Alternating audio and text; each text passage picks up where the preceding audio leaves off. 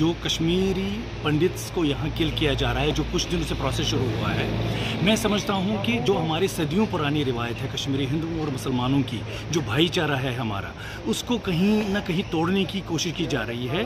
मैं समझता हूँ उसी प्रोसेस को ये आगे ले जाना चाहते हैं, क्योंकि अब इनको लगा कि हम किसी तरीके से यहाँ कश्मीर में जो अमन हो रहा है, यहाँ शांति हो रही है, तो किसी तरीके से हमने इसको बिगाड़ना है। तो ये एक प्रोसेस है कश्मीरी पंडितों को डराने का, मुसलमानों को बदनाम करने का।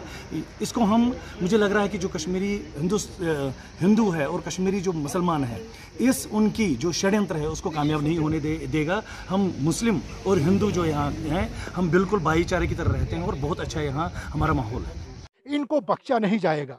जो भी ये लोग जो इस बरादरी को, जो इस पुल को तोड़ने की कोशिश कर रहे हैं, इनको बख्शा नहीं जाएगा। इस गवर्नमेंट में इन लोगों को नहीं बख्शा जाएगा। जितने भी बुज़दिलाना हरकतें करेंगे, कुछ भी करेंगे, अगर ऐसे तबकों को, बरादरी जो यहाँ पर हिंदू मुस्लिम सियासत को हटाने के लिए ऐसा चीज़ करेंगे, ये गवर्नमेंट, कोई भी कौम इसको बर्दाश्त नहीं करेगी। ये मेरा ये। मगर आज हमें बहुत दुख हो रहा है कि लोग यहाँ से चले। कुछ हालात ऐसे हो गए कश्मीर में जिसकी वजह से लोगों को यहाँ से जाना पड़े।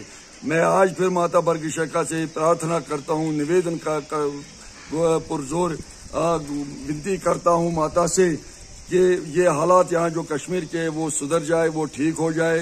जो यहाँ पर भाईचारा था, कायम हुआ था, अभी बहुत आप देख रहे हैं बहुत सालों से यहाँ पर भाईचारा बढ़ा था, लोग आते जाते थे।